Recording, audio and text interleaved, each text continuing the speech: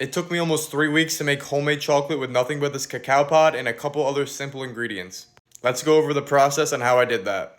So first, we have to ferment the cacao seeds for a total of 7 days. Here's what the cacao seeds / beans are looking like after fermenting for about 3 full days. They're definitely starting to get a pretty gnarly smell to them too. After almost 10 days, this is what they look like. These things smell insane. Kind of smells like wine. Just like a fruity, fermented kind of smell. So the next step is going to be to slowly dry these things out at a low temperature. I'm just going to be doing this on a small sheet pan. Okay, now we'll just get them in the oven at about 120 degrees until they're dry. Here's what we're looking like after about an hour. 2.5 hours later, got some dry cocoa beans.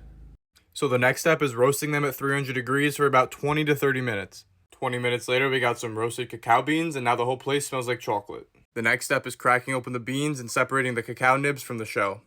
One step closer to making some chocolate. This is definitely a tedious process though. 30 minutes later, I'm about halfway there. But we're getting there.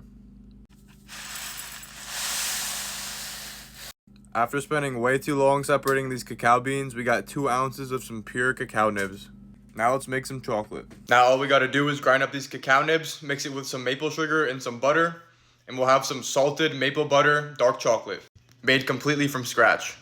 Honestly, I think it's gonna make the best chocolate I've ever had. I even got these to pour it into, so it'll be legit.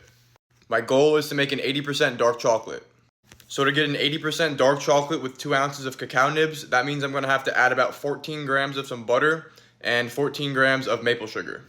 So the first step to actually processing these cacao nibs into chocolate is first grinding them through a food processor until they reach a fine paste. Literally weeks of work all in this little food processor right now. Apparently this can take up to 10 minutes. The reason it takes so long is because your goal here is to heat the cacao nibs up to the point where they start releasing their fats. It's definitely working. You want to mix it around in there every once in a while, make sure everything is getting evenly incorporated. So we finally got it down to something similar to what cocoa powder is like. And I think it's just about to start releasing some of the cocoa butter.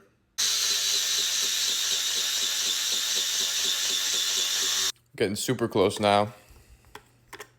Looks like we're about a minute or 2 away from being perfectly done. I think it sounds like it's about to explode. After like 20 minutes, I think we actually got this stuff where we want it. That took so much longer than expected.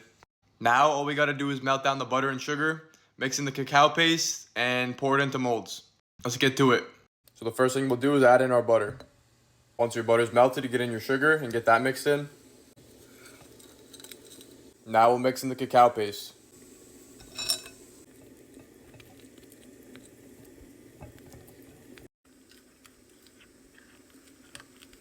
And just like that, 3 weeks later, we got some chocolate. I want to get this in the mold quick before the chocolate starts to cool off too much. So really quickly, the first thing I'm going to do is put a little bit of salt down because I love salted dark chocolate.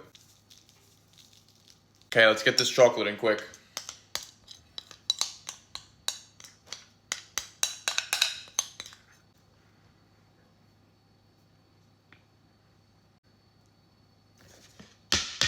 Last thing to do is get this in the freezer for an hour, and then we'll try it out.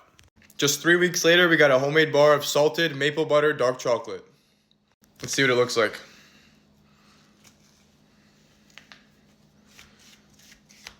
Oh my god. I actually did it. Let's see if this thing snaps.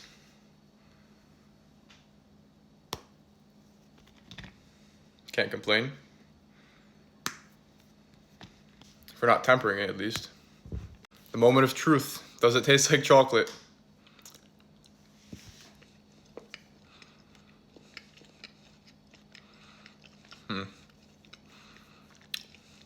Wow.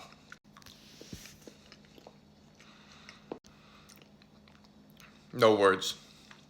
All I can say is I feel accomplished. And I wish I could share this with you guys.